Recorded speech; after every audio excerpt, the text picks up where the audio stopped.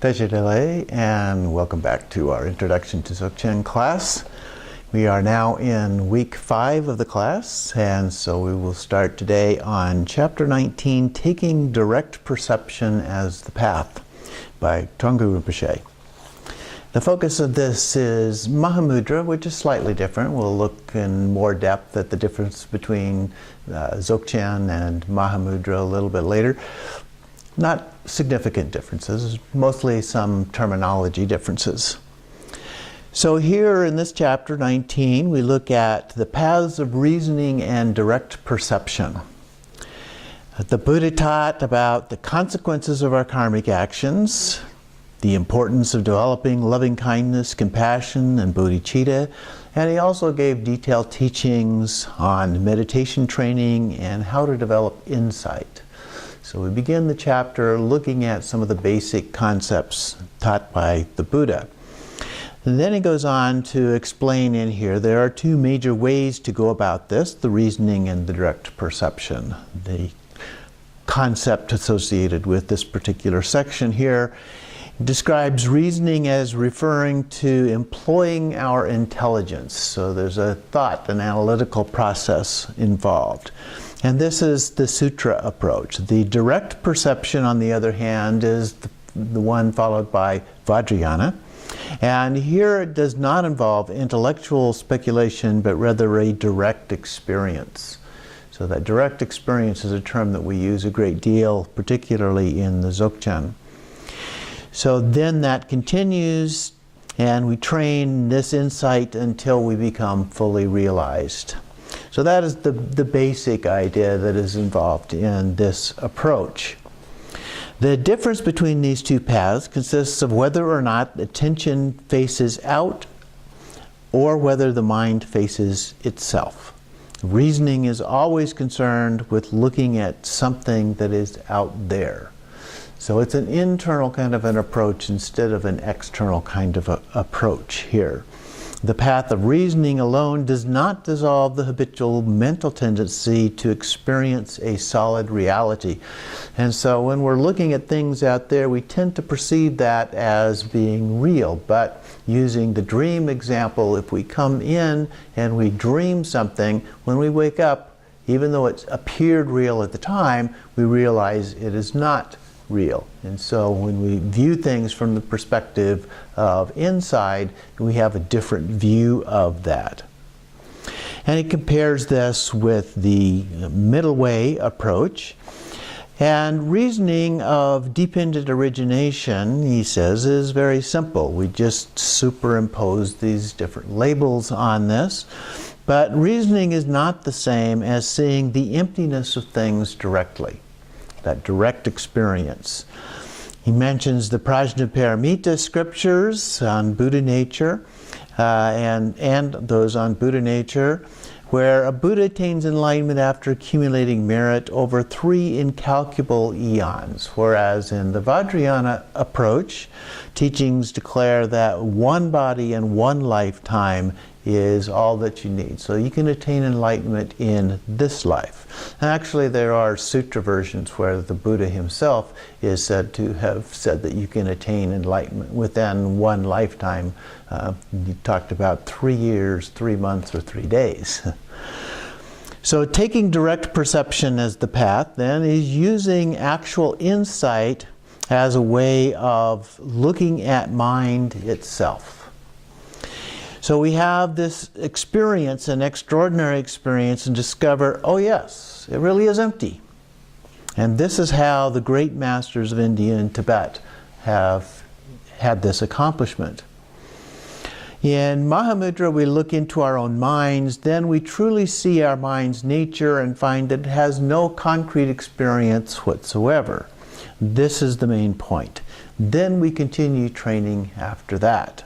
So this is a kind of a Vipassana approach to this. Now later on we'll see some difference between basic Vipassana and advanced Vipassana is the way that I differentiate them, and basic shamatha and advanced shamatha, which I also use to differentiate between those. So in this in this training, we experience a variety of different feelings. We look at what the mind really is, and then it is not difficult to directly perceive its true nature. But it's an analytical kind of a process. All the mental poisons immediately then dissolve.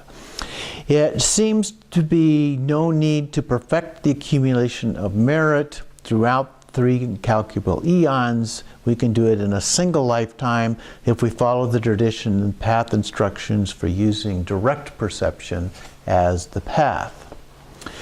So we look more at this, establishing the identity of mind and perception. And so in this one, he says there are 2 tasks. One is gaining certainty about the identity of mind and about the identity of its expression, including thoughts and perceptions. And so then he goes on to differentiate between mind, perceptions, and thoughts. And so mind, he talks about as the ability to cognize, and the readiness to perceive, the readiness to think. And so often I describe this as being similar to energy. Energy has 2 forms. We have kinetic energy, which is the action form of energy, and then we have potential energy, which is that energy that has not yet moved, if you will. So I take an object such as this. At this point, it has this potential energy, and when I drop it, it has the action energy, a kinetic energy. And mind is like that too. It has the potential to think, the potential for feelings and so forth. And it also has the actual expression of those. And so he identifies mind in this case as having that readiness to perceive or readiness to think. So then he continues on and differentiates thoughts and perceptions. Thoughts are the ideas, assumptions, the feelings of anger, joy, and so forth, whereas the perceptions are associated with objects of some kind, the 5 senses. And so sight, hearing, smell, taste, touch, and so forth.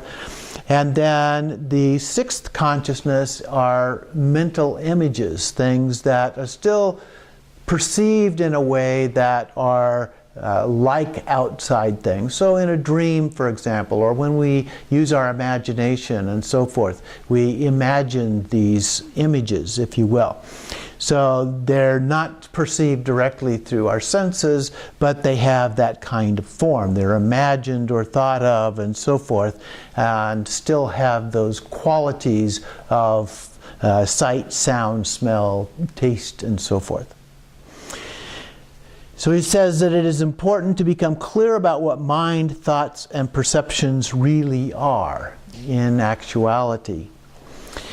And the next section is to identify mind, the basis. And this is the foundation. And following the path of reasoning, we come to an understanding of what mind is. The Mahamudra training, Vipassana, is entirely different. I mentioned basic Vipassana, advanced Vipassana. And so that is the approach. Basic Vipassana is the approach in other parts of the lineage, other vehicles, the earlier stages. And in Mahamudra, Vipassana does not mean to examine concepts, but rather to look into what mind actually is.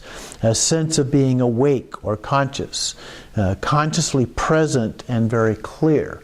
So it's a direct look into those things as opposed to a more rational approach.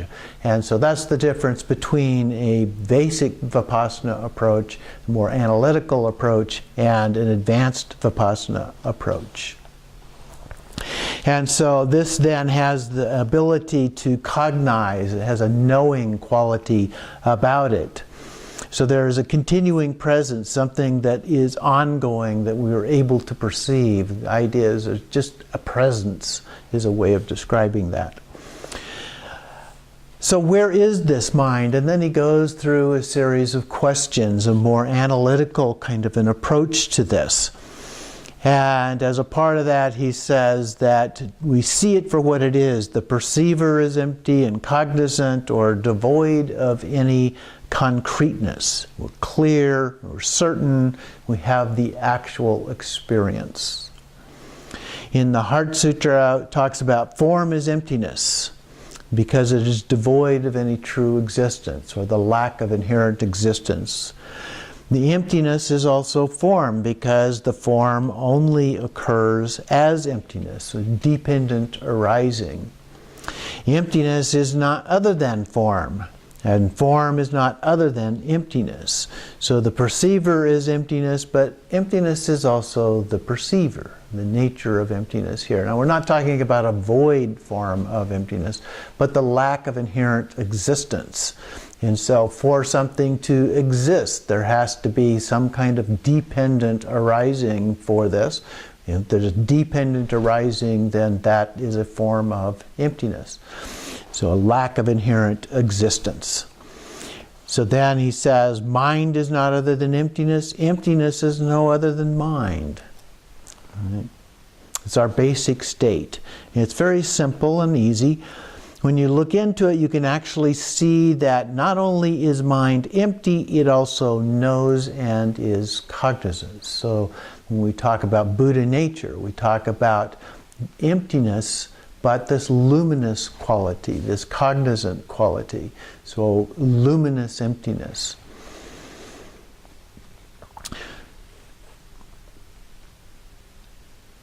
So let's go on then to the next chapter. Chapter number 20 here, Shamatha and Vipassana. So Tulku Urgyen Rinpoche here talks about our monkey mind that we often refer to in the beginning of learning this process, and using shamatha as a means of dealing with this state. Shamatha meaning single-pointed calm abiding. That is, we have a focused attention on some object of meditation and we use that to then calm down our mind. It subsides to some extent, and then it makes it easier to recognize the clear insight of emptiness. He describes two types of mentality here. There are perceived objects and knowing mind. So in the first case, we're talking about the sights, sounds, smells, and so forth, and mental objects that are unstable in Buddha nature. So they are manifesting, they are coming, abiding, and going, and so forth. He continues on then to say that even though thoughts come out of our emptiness, space does not actually have thoughts, nor do any of the elements have thoughts. Sights, sounds, and other sensations do not think. The five sense doors do not think. Thoughts, therefore, are in the mind. And so there's this emptiness, empty, cognizant quality. Not only empty, there would be, if it were only empty, there would be no thoughts. No thoughts could arise. So it has to have both the empty and the cognizant qualities of that. So then he goes back to shamatha again and talks about that as a support, and it helps us to get our attention to stabilize, but it does not guarantee that recognition of the naked state of self-existent wakefulness. So we can use shamatha to have this single-pointed calm abiding, but when it doesn't have this cognizant wakefulness quality to it, it is not complete and therefore does not help us to achieve enlightenment. So we need to go beyond that. So the actual character of mind is self-existing wakefulness, the state realized by all the Buddhas.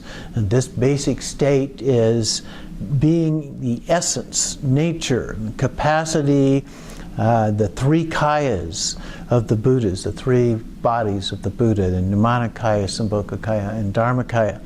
So we remain in this uncontrived naturalness for short moments that are repeated many times. So as a practice, we do this over and over, short, good quality experiences.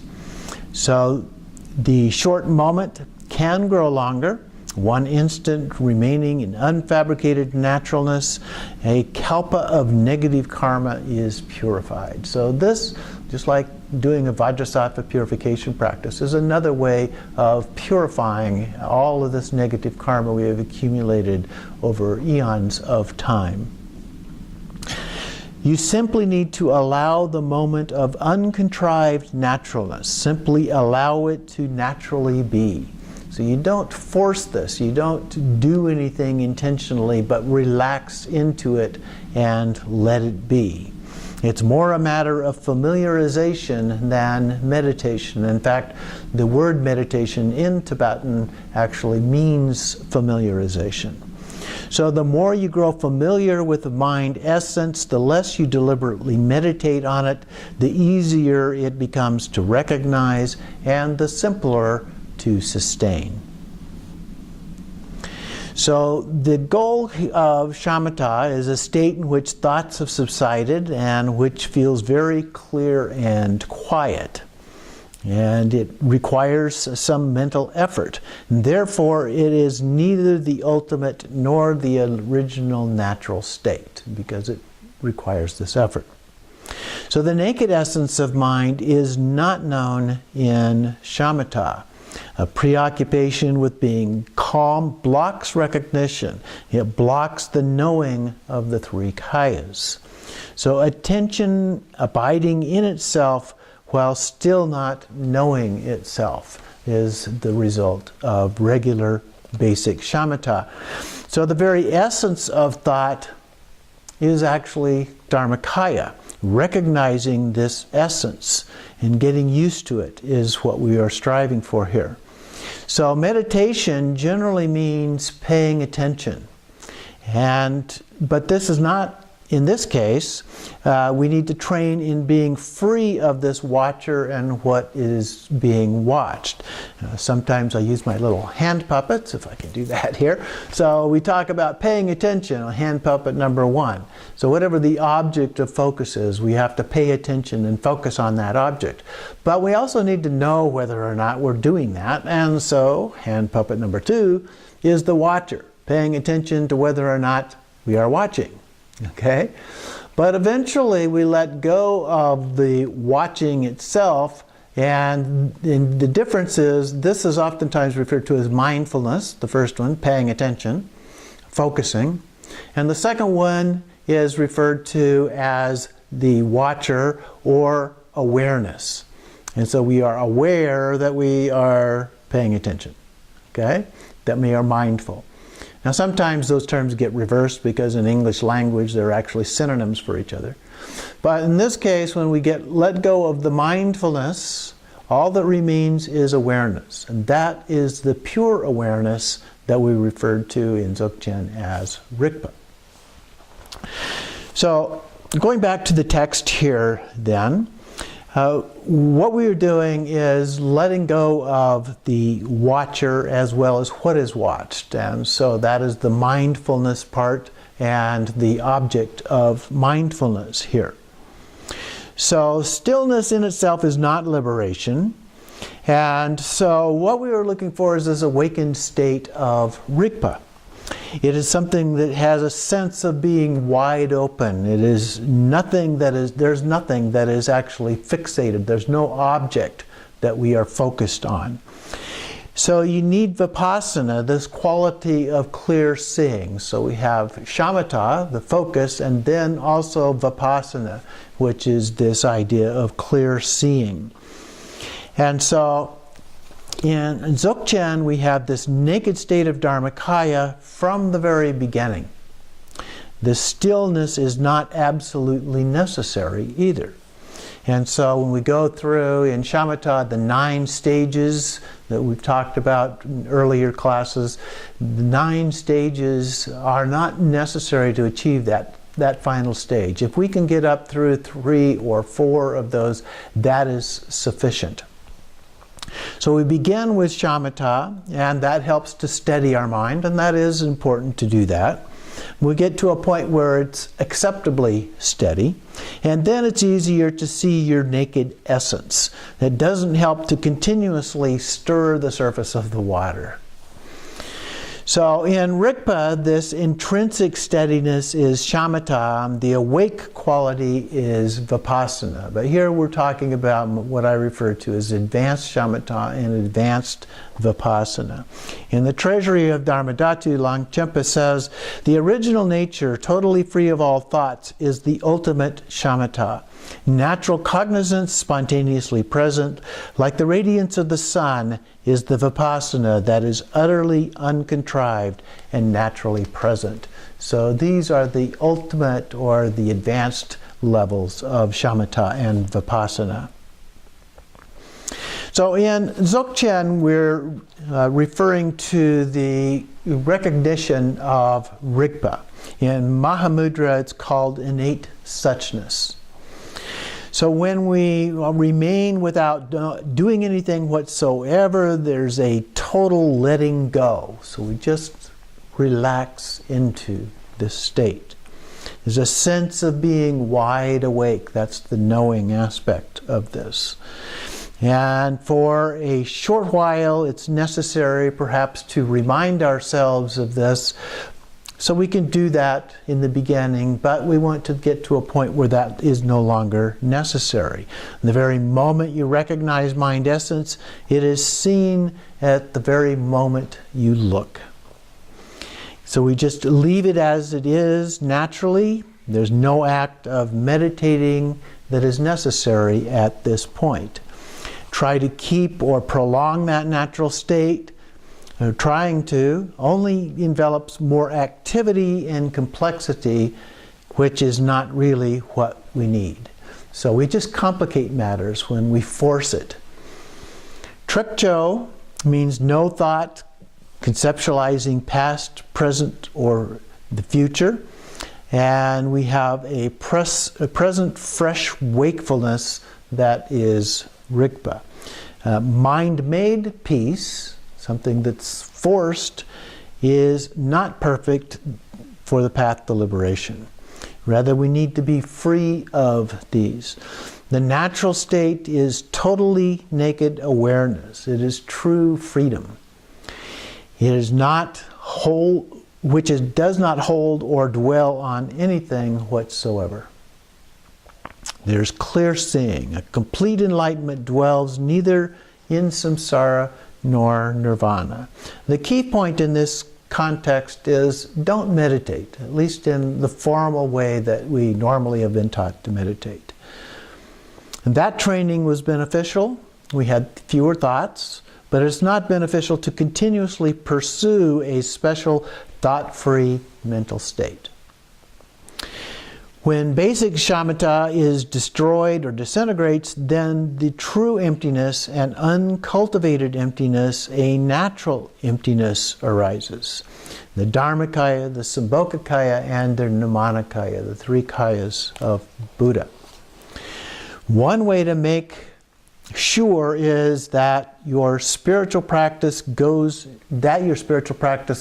the right direction is to include refuge in bodhicitta at the beginning, practice totally free of concepts in the middle, and dedicate the merit to all sentient beings at the end, what's known as the three excellences. And Dzogchen is considered to be appropriate for those of highest capacity. So it's not necessarily appropriate for everyone. That's why we have the 9 vehicles. That's why the Buddha said there are 84,000 paths to liberation. So we have all of those. They're in reading here from the text again. Amazing. This unmade present wakefulness is the true Samattabhadra, from which you have never been apart even for an instant, while recognizing let be in naturalness. So this is the approach in Dzogchen, is just let go and let be in a natural way. So you leave your present moment of wakefulness exactly as it is. There's nothing to be held. accepted or rejected. Just everything as it is. Mind and its essence are not separate, just like the sun and its rays are not. Every sentient being is cognizant. It is our nature to be that way. Meditating on Buddha nature as if it were an object is the work of a conceptual mind. And so that creates problems for us. Rather, naked, ordinary mind, what naturally is present. He notes that the middle way, Mahamudra and Dzogchen, all have this naked, ordinary mind as its simplest expression. Well, I might change it from ordinary mind to everyday mind in recognition of the use of the term ordinary mind in the Zen tradition, which of course means the same way as we talk about more of Rigpa. And finally, to cultivate this basic shamatha and train in basic vipassana is like learning the alphabet. If we do not learn it, we will never be able to read or write. But we don't have to keep repeating over and over once we have learned that.